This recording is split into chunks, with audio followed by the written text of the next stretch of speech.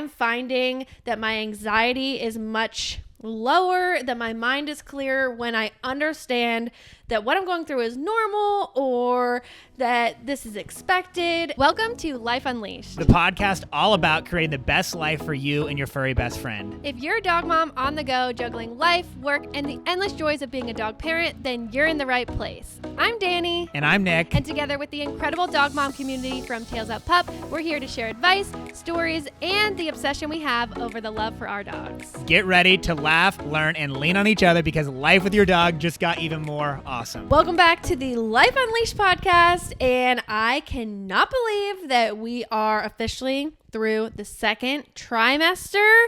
We did a first trimester recap. I figured let's do a second because a lot has changed since the first. Is it just me, or has the second trimester gone way faster? Really? So much faster. Yeah, I mean, I'm not the one that's pregnant. So, but from my perspective, okay, my biggest fear in my own pregnancy was that it was going to feel so long, because when you hear from friends and family or social media posts, people are usually like, you know, through the first trimester, or at least a few weeks into it when you find out. So I'm like, oh my gosh, when we know from the beginning, it's going to feel so long. No, I was so wrong. This has flown by to me. But it felt like Inslee was pregnant forever. It did feel people that we know, it feels like they're pregnant forever, but like maybe your own life just goes by faster. But August still feels far away. But it's not. But the time that has passed so far is wild, and the weeks go by so fast. All of a sudden, I'm a new fruit. Baby's a new fruit.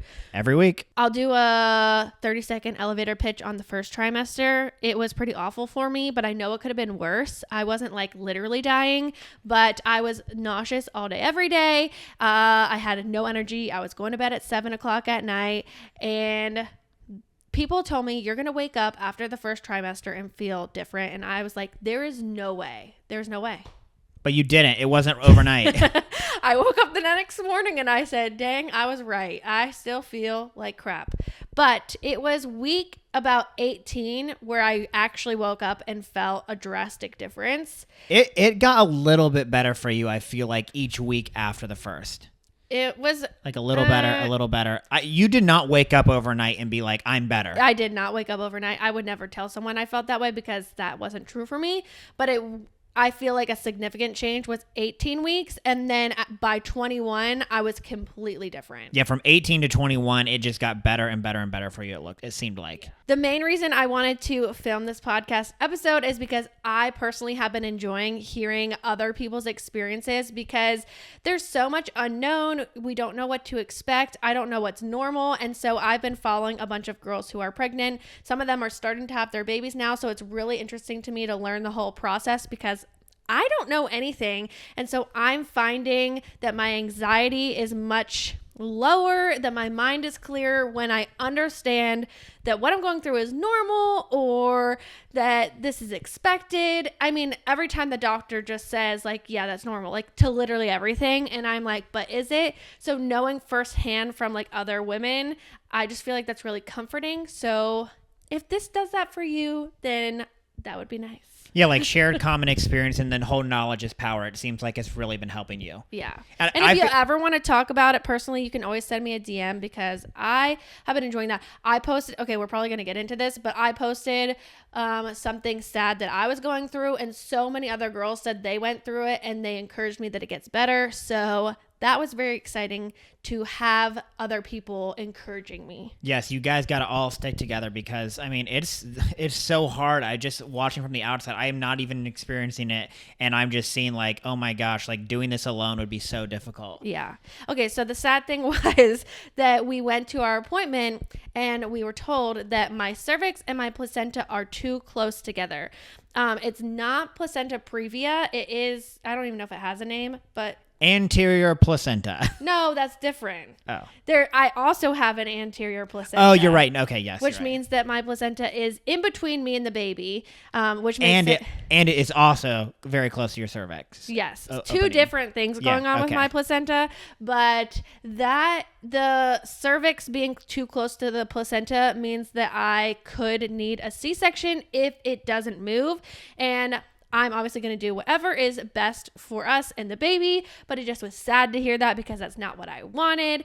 But we're putting good vibes out there. The doctor is very confident that it's going to resolve. Yes. So we're putting good vibes out into the universe that that's going to happen. The bright side is that I will get another ultrasound this week so that we will know if it has moved or not. If it hasn't, I can get another scan as I grow even bigger, and it should move. The doctor said she's never seen it not move, so she's getting me a little too hopeful, but I'm keeping myself level-headed.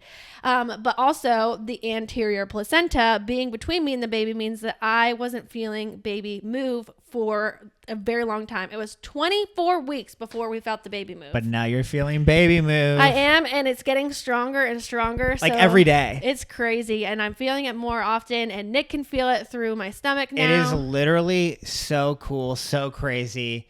Even just for me to feel it, I can't imagine what it's like for you. I wish I could know exactly how you feel. I feel like the baby has stage fright though, because I'll tell Nick, I'll like wait 5 minutes. I'm like, okay, it's been moving for a long time. Like, I'll come touching nothing. And then it just stops. I kind of have to get lucky. Yeah, but I think it'll get better and better as baby grows and gets stronger. Okay, so should we jump into the questions that we wrote down to go over the second trimester and all that stuff? Yeah, let's go. Is this rapid fire though or no? Well, some of these could be rapid fire. Some of these I think you're going to want to elaborate a little bit more on. Okay. Okay, so how did you feel physically and emotionally during the second trimester compared to the first? You already recapped the first, so you can tell how you're feeling in the second. I have felt significantly better. My energy is a whole different level. I'm able to stay up until 9 o'clock. I feel like I'm back more in my normal routine, but sleeping itself is more uncomfortable. So I feel like I'm not getting a full night of good rest anymore, which is really sad. And every woman that I've talked to has told me that sleeping with a newborn is better than sleeping when you're pregnant, because at least you're comfortable in the times that you do get to sleep. Oh, wow. Yeah. So I feel like that's going to be true for me, because if I can get good sleep, I feel so much better. And I just feel like even though I am sleeping some now, it's just so uncomfortable the whole time. Yeah, you have like 3 pillows trying to like get you in the right position, and you're like, this still isn't good. Overall, the nausea is significantly better. I only get nauseous if I've gone too long without eating, which still is like, I have to eat more frequently now. I'm definitely gaining more weight than the average person. And Danielle, you got to do what's right for you. Yeah, I just feel like I am eating when I feel like I need to eat, and I'm exercising when I feel like I need to exercise, and we're going on lots of walks. I'm just doing the best that I can. You are doing everything right, girl. Thank you. I stopped getting on the scale because I feel like that was messing with my mental health, and it doesn't truly matter what I weigh or any of that stuff. I just feel like I'm making the best decisions that I feel like I need to, and then we can lose the weight later. I just feel like I wanted to share that part too, because that was something that I was getting really hung up on. But, it is what it is. And everybody is different. Everybody and everybody. Everybody. Yes, that is right. Okay. What were some of the major milestones or changes you have experienced during this trimester? Milestone 1 that you already talked about, feeling the baby. Feeling the baby, definitely. It's been a lot harder working out for you recently, you said. Yeah. Just everything is getting harder, and I didn't think that I was going to feel that way. I just feel like I'm a strong-willed lady and I can do what I want, but it doesn't matter when you have a giant stomach. It does hold you back. You're not able to do the things you used to do. Bending over is harder, and tying your shoes are harder, and working out is harder. Going on a walk is harder. I tell you what, you're still impressing me. I know if I was carrying that, I would not be. I'd be sitting on the couch. Yesterday, Nick wore a weighted vest on a walk, and I'm like, that's nothing compared to what I have on. Yeah, no. And that's my weighted vest is distributed nicely and everything like that. You're having to carry it on your belly. Also, it's not just my stomach that's significantly bigger. My tatas are much bigger and heavier. And that is also why some of my clothes don't fit, because even my giant flowy tops don't fit because my tatas. Your butt has been growing too. Yeah, okay. But apparently the butt will fall off the fastest when you're breastfeeding. That's interesting. Okay, so share a little bit about how you've prepared the house, the family, for the new arrival during these past few months. Okay, well, first of all, I really tried to get the dogs to go near my stomach and really understand that there's something in there. And I do truly think that they know. They'll put their head there, and Grace's eyes will move around. She definitely can hear something in there. They definitely know. Holly is a little less interested, but she also has put her head on my stomach, so she's never done that before. Speaking of the dogs, what is their new routine? What, that they don't sleep in their crate? Correct. Yeah, so our dogs have been crate trained. They're about to be 6 years old. They've always slept in their crate, and we recently started training them to sleep on their own beds at the end of our bed. I just felt like I know my dogs very well, and they were not going to enjoy noise from a baby and us being up feeding it in the middle of the night and not be able to like get up and move. So I figured, let's start training them now while we have the time. It's gone pretty well. The dogs definitely enjoy it. And so I just think it is going to be better for us, as you know, there's lots going on.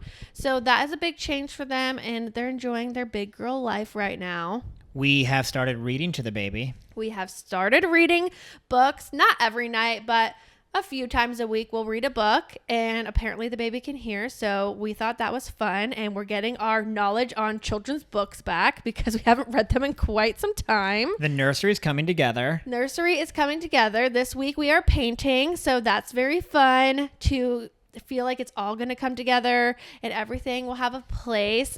Baby showers are coming up, so we will have all of the things to go in there.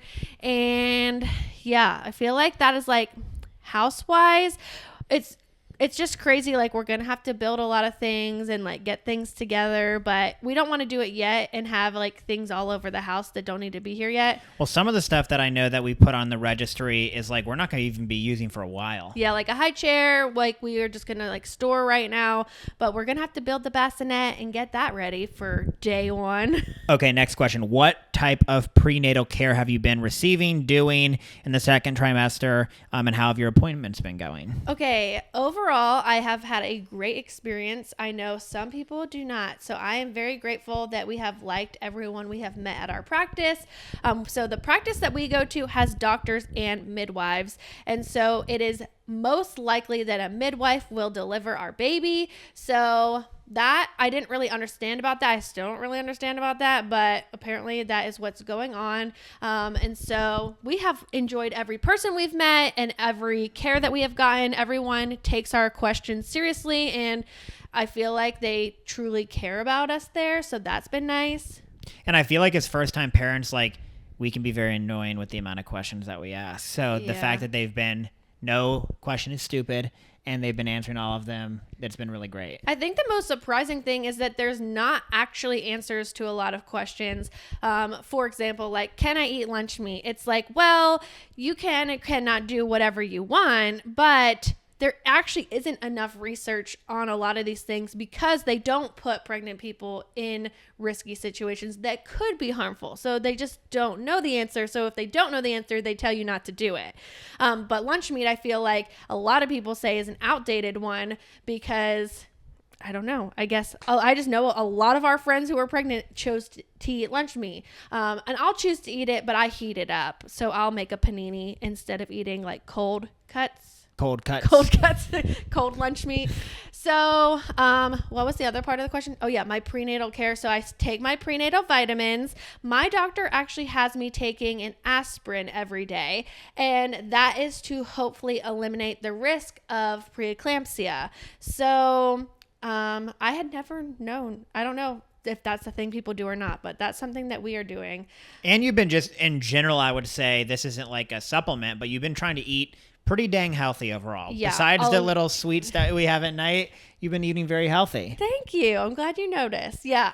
So lots of fruits. More than vegetables, but I still am eating some vegetables. Ooh, lots of eggs. Yeah, eggs. Because what did you learn? No, you learned eggs. Well, what did you learn through me? That choline is great for brain development, and so eggs are a great source of choline. There's choline in other things that we eat as well. I believe salmon, broccoli, and that type of stuff, but eggs is like a great one. So I definitely eat my eggs every day. But yeah, fruit has been like my biggest thing. my obsession of a single fruit has changed. I feel like when the baby was the size of a mango, I was really liking mangoes. When the baby was the size of a bunch of grapes, I really liked grapes. I don't know if it's correlated or not, but I mean, am I wrong? I have not noticed that at all, but honestly, now that I'm looking back, I think that was true. Yeah. You were eating so much mango by the time the baby's the size of a watermelon, it's going to be watermelon season. Okay, but you've been eating watermelon a lot recently. Okay, yeah, but it's like not as good as it could be because it's not quite in season yet. So I cannot wait for watermelon season. Okay, the biggest question that we've probably gotten this entire time is, have you found out the sex of the baby? And if you have or if you haven't, how has that made you feel during this second trimester? That is a great question. Did you just come up with that on the spot? No. Oh, it's here. I wasn't prepared for that. Well, no, we do not know the sex of the baby. When we go to the doctor, I always get stressed out, but because you don't want them to ruin it. I do not want anyone to ruin it for us, but my practice does not have it written down anywhere. So the only time they could ruin it is during an ultrasound, which is barely ever, which also, if you have never been pregnant, apparently that was shocking news to me. You barely ever get an ultrasound, so that is quite sad. At least at our practice, some people, they get a lot. Ensley got more, but she still didn't get as many as I thought she got, Yeah, it feels like you're getting them all the time. So I forget the question. Pregnancy brain. Oh yeah, the sex of the baby. No, we do not know. But we would like to know in August. No, And how has that affected how you feel about? Okay, well, a lot of people are like, oh my gosh, I could never, or I'm so type A. I am also type A. I'm a planner. I like to know things, but there's just nothing in life that's going to be as special as this. And I don't think we would do it again for many reasons. If I were having my first child again, I would do it again. I'm so glad we're doing it and we're going to continue doing it. But for my second child, I don't think we would do it, which Nick is he thinks he might do it again.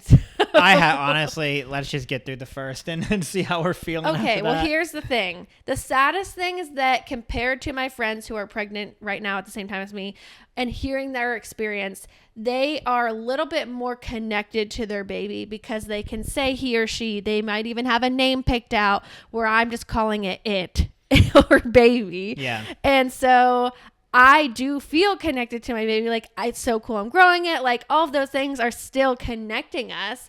But compared to my best friend who is literally he and calling it by his name, it's very different. So with that, I would like to experience that way as well. But then not only for me, at that point, we're going to have a toddler. And so allowing the toddler, it's already so hard for them to comprehend what's going on. And to say brother or sister is going to be here, X, Y, and Z, I'm like, okay, that seems like it would be really hard to do with a toddler. And being able to say your sister or your brother is going to be here, or even having a name and having that toddler call the baby by the name just seems like it would flow a lot better as your family grows. Yeah, I haven't thought about it from their experience, but that would make sense to me that it'd be easier for them to understand. Yeah. So I think that's why I would find out, but who knows? I mean, we'll see. I also always thought that during this process, as the baby came out, Nick would say, it's a boy or it's a girl. But now that we're getting closer to reality, we think we're going to have the doctor say it. Really? Since you said. Oh, I'm not pulling the baby out of you, but I didn't ask you to pull the baby out of me. I still will be looking right away. Someone told Nick that private parts are swollen and that you could easily mix up a boy and a girl if you didn't know right away. I'm not worried about myself mixing it up. You said. No, I did not You did say that. Maybe you were sleeping when you said that. No, you did say that. And you said... No, I said I don't want to get it wrong. Yeah, you don't want to get it wrong. Yeah. And... I said that's a little stressful. I wouldn't want to get it wrong, but that doesn't mean that I don't want to do that. And you said you don't want to be watching when the baby comes out. Well... Yeah, I don't have to watch the baby coming out. I said I wanted to be support wherever you want me, I'll be. But I thought you'd probably want me. So you want to be the announcer? I think so. Yeah, I think that'd be cool. Oh, okay. Well, I thought you went backwards. No, I didn't. Okay. Well, apparently we have some more things to figure out. But okay, on the podcast. Here we go. I think it would be cool to have my husband be the one to say it, but I understand if you don't want to say it. So yeah, I want to be it's a boy or girl or whatever. And so let me hear your answer now. Are you going to cut the cord? Yeah. Okay, I feel like last time you said no. Do you listen to me? I don't think Dani listens to me when I talk. I don't know if I would feel comfortable doing that. No, I said it like that's probably a crazy thing to do. And like somebody was telling me that it feels really rubbery. And I was like, whoa, that's crazy. And that doesn't mean that I don't want to. Nick comes from a family of doctors and he is totally fine to see like most crazy things. So I feel like this is like your thriving environment. Yeah. But then I just don't know. I just don't know that like watching the baby come out and like watching your wife like suffering and bleeding and all of that stuff is going to be, I want to be supporting you. And I think like you're going to want me up on your top half. Yeah. You know? Yeah. But I'm here for whatever. I don't think it would really bother me that much. I don't think it would bother you. Yeah. Like if Danielle gets a cut or like blood doesn't typically bother them. The only blood that bothers me is like my own. Which is interesting. It doesn't make me like, but I don't like watch, like if I'm, giving blood or something, I don't want to watch them stick me with the needle and it come out. I'm not really for that. Back to the question. Yeah, tangent.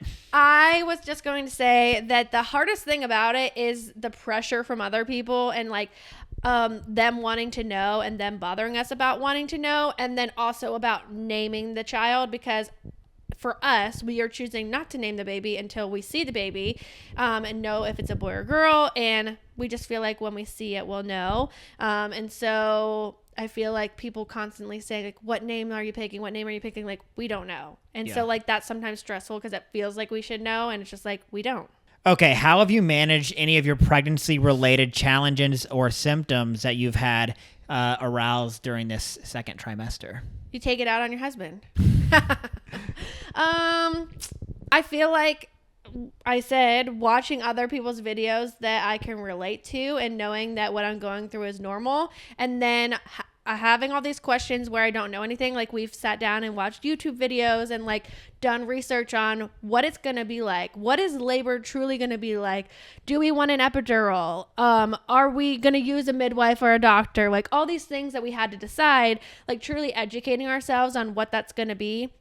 And even like we are going to go tour the hospital and like see what it looks like before we ever have to go deliver, because we don't want to show up and be like, where do we go? Yeah, that's just stressful. So I feel like educating ourselves has been the biggest help. Well, the other thing that I was thinking about is like you've had some hip and back pain. So we've been doing stretches and massage. So I think that's helped. And the most inflexible person that I've ever met. And so birth really scared me because like I can't even like move my hips that well. And so Nick has really helped me find videos of these, I don't know, like, are they coaches? I don't know. Some people who they're all from all different walks of life. I think some of them are PTs. I think some of them are pelvic floor physical therapists. I think some of them are doulas. I think some of them are like labor and delivery nurses, and all over. All these types of people who teach you stretches and how to be comfortable with your body and things you can do to prepare your body the best that you can. And I will say I am so glad we started when we did, which was very early on.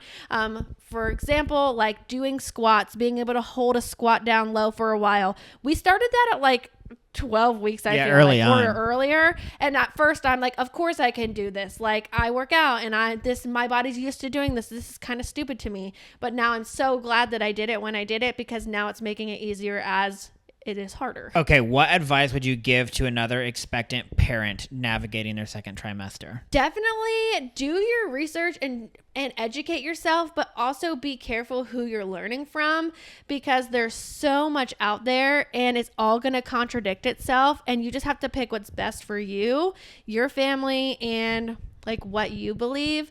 Because, for example, like, should I get an epidural? You can watch all these videos telling you why, and you can watch all these videos telling you why not. And every body is going to be different, and every situation is going to be different. Every hospital is going to be different. Like, literally everything is so different about every circumstance that only you can make the best decision for yourself. And for us, I feel like we have chosen to keep a lot of information to ourselves because we don't want the opinion of others, because everything's controversial. Everyone has an opinion. So I'm not walking around saying I'm not getting an epidural because I don't want someone saying, well, do you know how bad it's going to hurt and all that stuff? Like, I just don't want to hear it. Right, you've thought about all the things and you've made the most informed decision for yourself. Right. And you don't want to be. It's similar to why we don't want to tell some of the names that we have, is because, if somebody's like, well, I don't like that name, it's just like, well, it's not your kid. Yeah. You know? I actually literally just saw a video of talking about how parents and that generation don't want to buy things off the registry because, oh, I don't like anything on there. And one of the girls said, well, the stuff isn't for you. And then the mom like snapped back and she's like, you know what? You're right. Like, I will get something off of your registry because you're right. It's not your body. It's not your choice. So you get to choose what is best for you. And I think it's really hard because you want to seek advice from people you love and care about, but you also have to be careful and make sure you choose the best thing for yourself. Okay, next one is interesting. Were there any things that were unexpected or surprises for you during this second trimester? Yeah, definitely the placenta whole thing, both things were surprising. I wasn't expecting that. I'm not going to go deep into this, but I did post about it on Instagram that my mom lost a baby in her second trimester at 24 weeks. So that was something that I knew was not hereditary, and I didn't have any greater chance than anyone else for it to happen to me. But because it happened to my mom, I was very nervous about myself. And so just knowing like we made it through, and obviously, again, it can happen to anyone and it can also happen at any time. So like, just because I'm through the clear of when my mom made it doesn't mean I'm ever in the clear, but I do feel a sense of confidence in knowing that I've made it further, because every week you make it, your baby has a better chance of survival, and having the baby movement and knowing there's actually something in there now is really reassuring. So I would say that. Okay. How has your relationship with me, your family, friends changed during the second trimester? I feel like overall people are like really considerate and caring and interested, supportive. Yeah. Like, which gets me really excited. When I see someone, it's very interesting because I was this way. If you've never been pregnant, you truly do not understand what someone has gone through. And so you just aren't the same type of supportive that someone who has been pregnant is. So talking to people who have gone through it, especially people recently, like Ensley has been such a guide for me in like reassuring me on things and educating me on things. Having people like that has been really cool. My sister-in-law has I feel like our relationship has grown even more because she had a baby and now she's able to help me, and she also just will check in and see how things are. I just feel like it's really cool how much people care. Yeah, it's like that shared experience ties you guys all together. It's like no matter, it could be a stranger and they're automatically your best friend and chatting you up about pregnancy and giving you support, and it doesn't even seem like hardly any of it is bad, unwarranted advice. It's all positive. Yeah, for the most part, people aren't coming up and saying oh, you should do this or that. It's just people excited, especially as I get bigger and I look pregnant. There's a lot more of that. And then my relationship with Nick, I feel has just become better and better. He's so supportive. He's so helpful. He gives me a massage if my back is hurting. And it's really cool. I already knew he was going to be a good dad, but seeing him want to pick out a book and read it, or listen to music and talk to the baby. I just feel it's so cool to see that. And then obviously we're talking about things we want to do as parents, and just figuring out what our life is going to be like, I feel is exciting. Yeah, we're really excited for the future. I also want to add about talking about being careful about the information you listen to, and that everything's controversial and contradicting and all that stuff. Also with the tangible things for your baby, and just there's so many different gadgets and things out there, and you don't need everything. You're not going to be able to have everything.